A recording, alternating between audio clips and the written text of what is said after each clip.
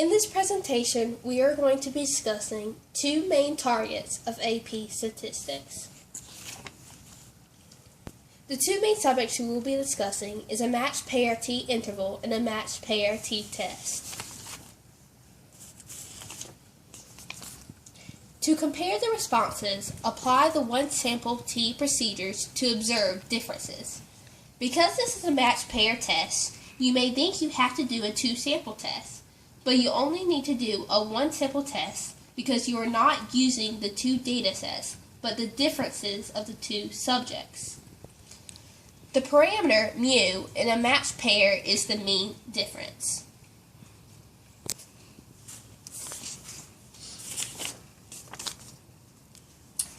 The first subject we will be discussing is a matched pair t-interval. What is a matched pair?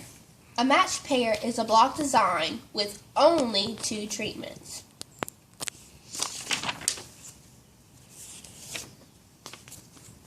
And what is a block design? A block design is a random assignment of units that are carried out separately with each block.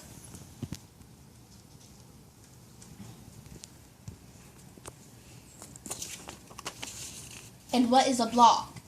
A block is a group of experimental units that are known to be similar before experiment. For example, in the diagram below, before the experiment is conducted, A and B are both similar. But as you can see, after the experiment is completely finished, A and B are different.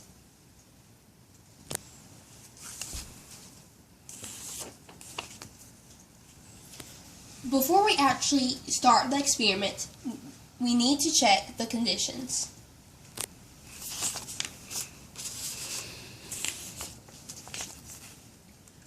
The first condition we need to check for is to see if the sample size is a simple random sample, better known as a SRS.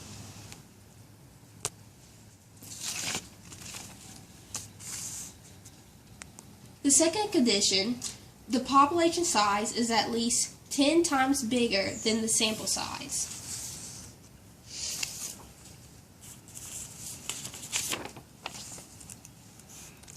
The third condition, population is normal or a large sample size. For example, n is greater or equal to 40. Or a moderate sample size, where the sample size is between the two intervals of 15 and 40, with moderate skewness or outliers.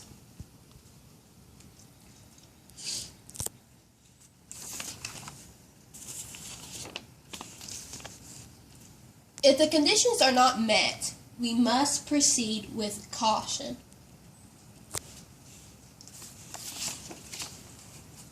There are two ways to calculate the interval in test statistics.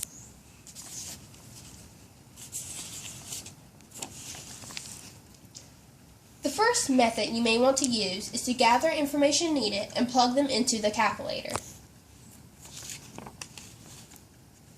The second method you may use is by hand, using the formulas and plugging the numbers in.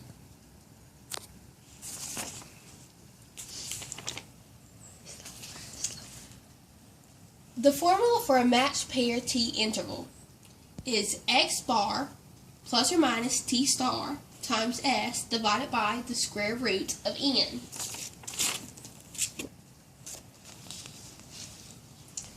In this example, in a study of memory recall, 8 students from a large psychology class were selected at random and given 10 minutes to memorize 20 nonsense words. Each was asked to list as many of the words as they could remember, both 1 hour and 24 hours later. Use the following data to determine whether or not the mean number of words recalled 1 hour after memorization exceeds the mean number recalled 24 hours. Now below we are going to be using the two columns for 1 hour and 24 hours, but mainly because this is a matched pair t-interval, we are going to be using the differences between the two. Next, we must find the population and parameter. The population is the total number of students, while the parameter is the 8 students taken from the psychology class. This is a simple random sample, as it says in the above question. And this is not approximately normal, so we are supposed to proceed with caution. We use a dot plot because our parameter is only 8 students, and that is a very small number. And as you can see in the dot plot, there is a very large gap, and we do have an outlier.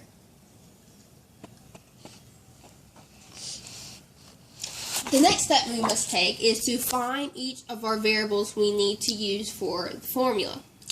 X bar is 3.625, S 2.065, T star is 2.365, and our degrees of freedom is 7.